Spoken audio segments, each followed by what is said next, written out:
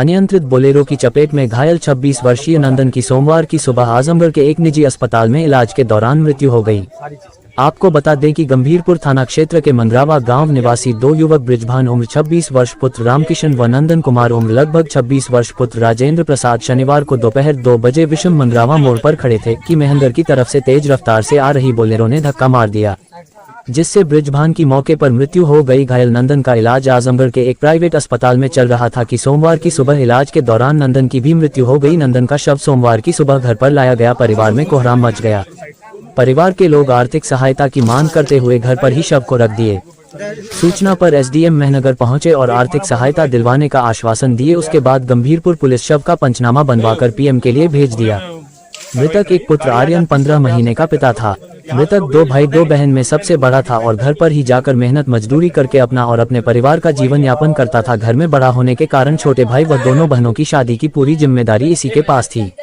मृतक की पत्नी वंदना समेत पूरे परिवार का रो रो कर बुरा हाल है। मृतक के चचेरे भाई चंदन ने बोलेरो चालक का नाम पता अज्ञात के खिलाफ तहरीर दी है। गंभीरपुर थानाध्यक्ष बसंतलाल ने बताया कि शव को कब्जे में लेकर पीएम के लिए भेज दिया गया है और गाड़ी को कब्जे में ले लिया गया है। जिला मंत्री भीम आर्मी आजमगढ़ यहाँ आने का कारण जी, सुबह सुबह फोन गया है। सुबह खबर मिली है, हम लोग 1 घंटे में उपस्थित यहाँ पर हुए हैं। यहाँ की हालात देखी गई जो बहुत सहनीय नहीं है, जो एक परिवार के लिए बहुत ही दुख की घड़ी है और उसमें हम सब भी दुख के भागी हुए हैं। और यहाँ पे लोग, परिवार के लोग व ग्रामीण के लोग धरने की मांग कर रहे थे, जो हमें उचित नहीं लगा। एक लीडर के रूप में हमें उचित नहीं लगा, क्योंकि जो परिवार की मांग थी, धरने के बाद जो कार्रवाई होनी चाहिए वही कार्रवाई यदि प्रशासन हमारी अभी सुन ले रहा तो इसकी कोई ज़रूरत नहीं धरने की।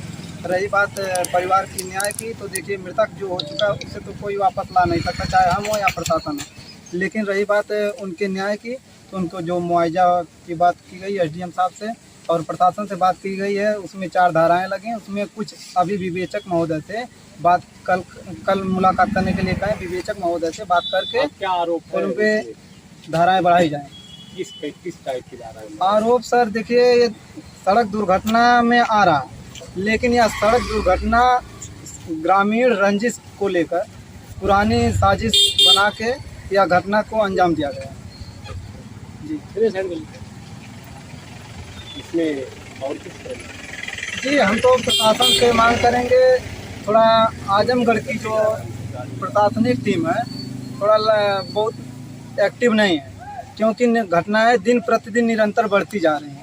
एक जगह की घटना नहीं, कभी अतरौलिया में जाते हैं हम लोग, कभी जिले पे रहते हैं, कभी कंदरापुर थाने की मामला हो गई, कभी यहाँ हर जगह लगभग हर महीने, हफ्ता, सप्ताह, जो भी 2-4 दिन में हर घटनाएं मिलती रहती हैं। इसलिए आजमगढ़ ज़िले में प्रशासनिक जो गतिविधियां बहुत कमज़ोर हो चुकी हैं, बहुत धीमी रफ्तार पकड़ी हैं। कहने को तो आजमगढ़ की पुलिस का नाम आया था बहुत फर्स्ट नाम पे, लेकिन हमें लगता फर्स्ट नहीं, वो सबसे लास्ट पे है। लेकिन आज की जो प्रशासन ने आश्वासन दिया, वो जिस हिसाब से कार्य कर रहे हैं, जिस तीव्रता से, लगता है ये दुर्घटना है या हत्या? नहीं, ये हत्या, दुर्घटना दिखाकर हत्या की गई। वो दर्शाए हैं दुर्घटना, लेकिन साजिश के तहत यह हत्या। आपने तहरीर क्या किया? जी, तहरीर क्या दी? तहरीर में तो देखिए परिजन उस समय हड़बड़ा जाते हैं। हम लोग तो उस समय थे नहीं। जो परिजन जिनको जैसा समझ में आया, कोई पोस्टमार्टम तुरंत नहीं करवा सकता, कोई उचित अस्पताल में नहीं पहुंचा पाया, जिनको जो सुविधा उचित उस समय लगी, उस समय उन्होंने अपना कदम बढ़ा लिया। लेकिन तहरीर में जो बयान किया गया, तहरीर में जो लिखित दिया गया है, उसमें संपूर्ण तहरीर जिस हिसाब से होनी चाहिए हुआ नहीं।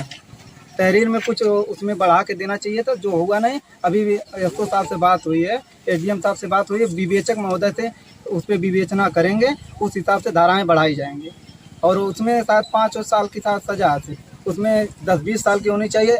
हमारी मांग अगर पूरी की जाए प्रशासनिक महोदय से, प्रशासन की मैं मांग करता हूँ, सिर्फ पूरे ग्रामीण की तरफ से, या मैं खुद मांग करता हूँ, आजीवन कारावास होना चाहिए ऐसे कृत्यों पर, ताकि मनोबल अपराधियों का घटता ही रहे।